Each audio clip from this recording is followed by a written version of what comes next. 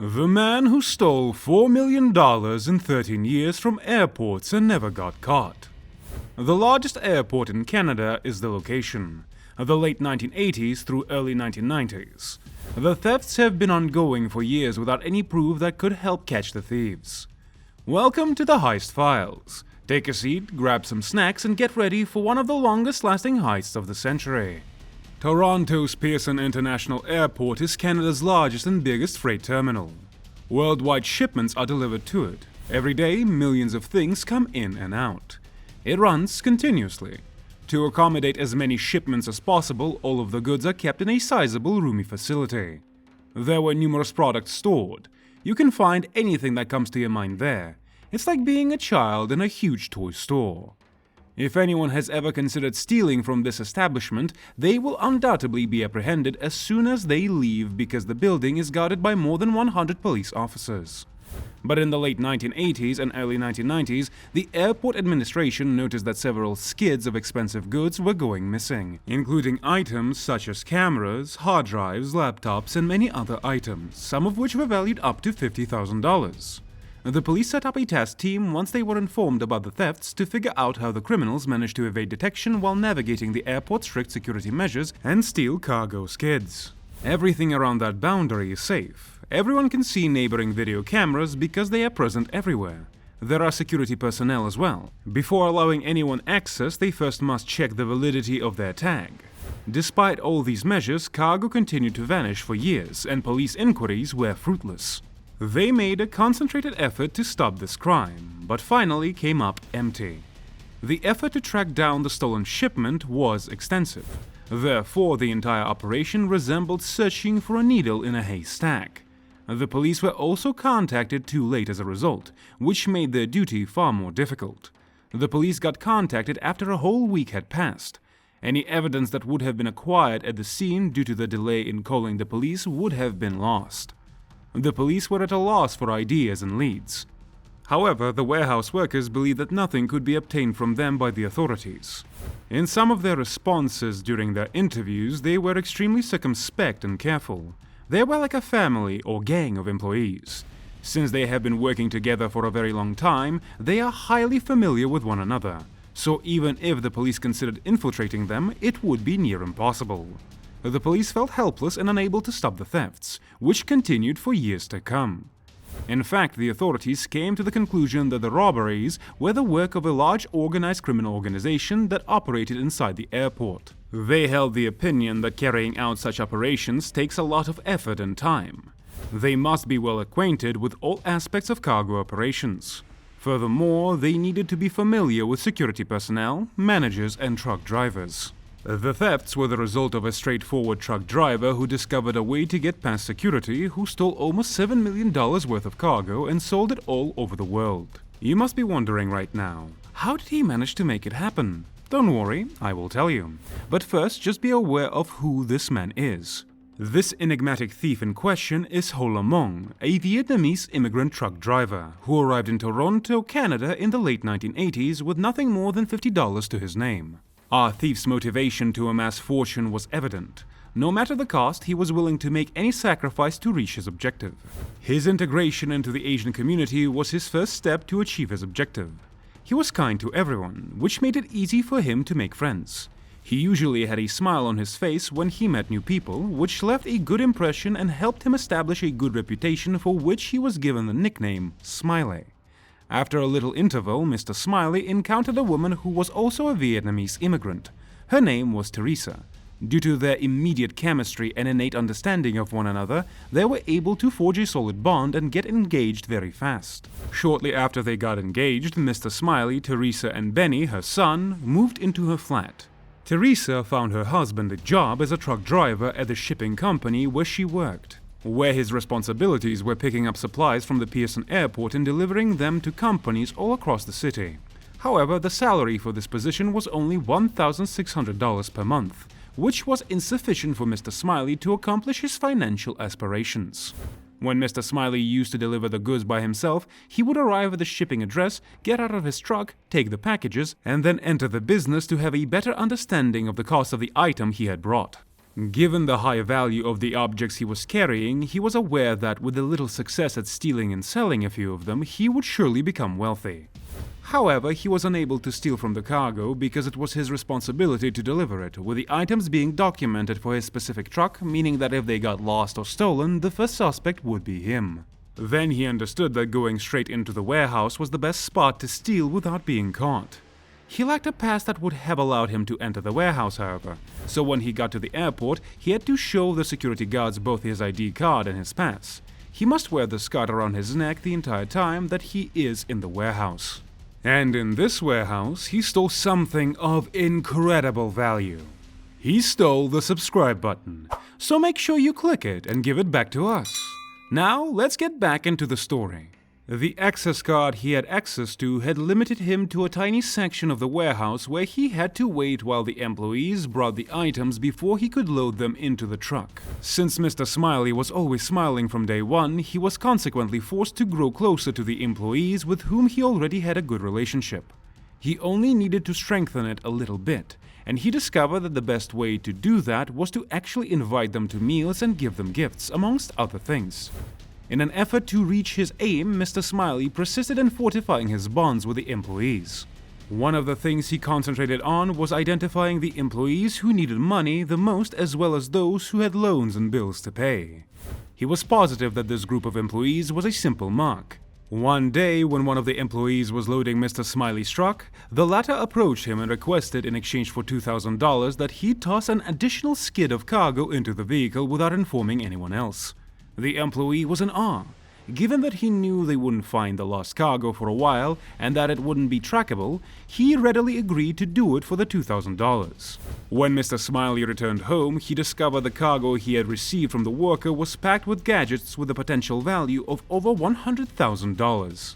Nevertheless, because the stolen shipment was picked at random, he was still faced with a significant issue. He had no clue what he was stealing, whether it was clothing, electronics, or anything else at all. This is to say, every time he stole a shipment, he received new goods and had to find new customers to buy them, which complicated his retailing operations. He made the decision to work with his wife, who had been collaborating with him for a while now, to find a solution to this issue. His wife therefore exploited her employment. Teresa had access to complete details regarding the arriving goods. She could provide information such as the airplane it arrived on, how much it was worth, and where it would be kept. Mr. Smiley carefully analyzed which warehouse is receiving which cargo using the information Teresa provided. He compared this to a list of workers he was aware he could bribe. As such, his thefts became far more organized as a result, making it easier for him to sell the stolen goods. At times, he sold them before he even stole them to boost his income and grow his empire even further. Mr. Smiley started going after the pricey cargo, but as he stole more of it, he ran into other issues due to the sheer volume of the stolen goods he had acquired. It was large and vast, which made delivery challenging. He therefore made the decision to include his stepson Benny into the scheme. Benny took over the distribution of computer and electronic accessories and outdid his stepfather in terms of his sales prowess.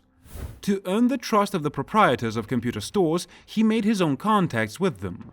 Benny used to pretend to work for a legitimate shipping company that didn't exist by presenting invoices and business cards with his alias, Joe Yang, on them.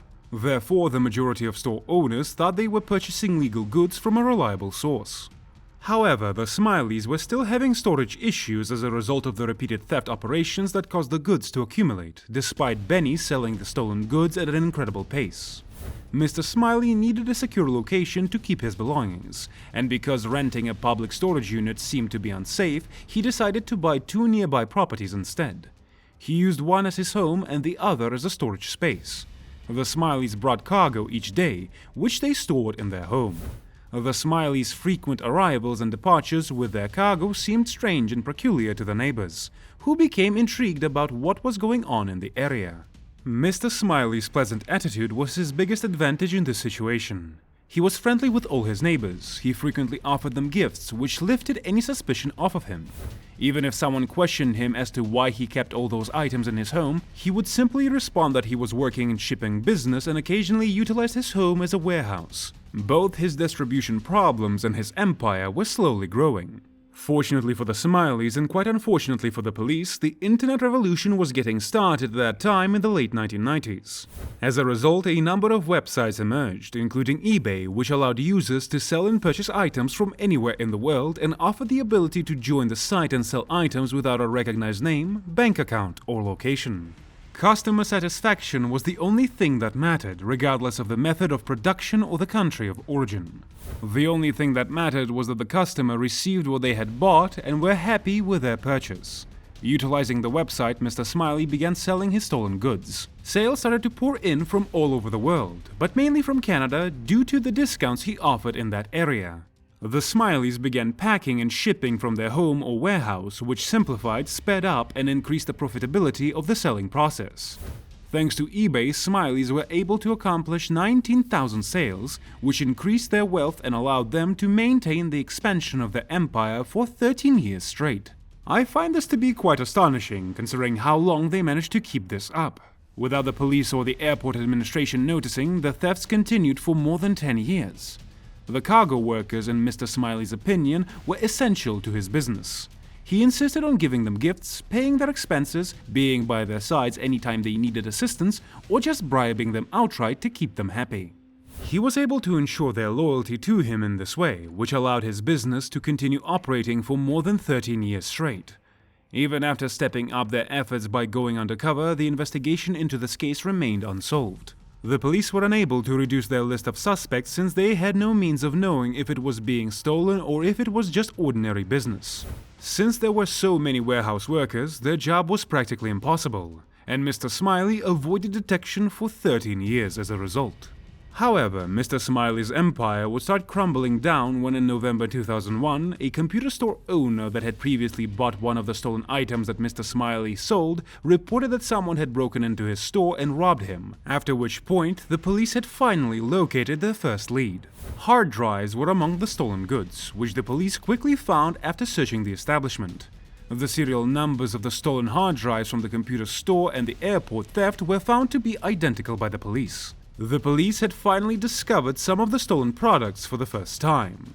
The store owner was questioned by the police regarding where he got those hard drives. The owner of the store disclosed that Joe, whose phone number he was given earlier, was the representative of the shipping company from which the hard drives had been bought. The police checked the number and found it belonged to Benny. They immediately put him under surveillance. The police had finally received their first lead, which provided them with a wealth of information. They observed Benny taking items from his home, and when he opened the garage, they noticed a wall of items. When the police had finally discovered where the stolen items they had been trying to find for years were located, they placed the entire area under surveillance and learned that Mr. Smiley was the owner of the house.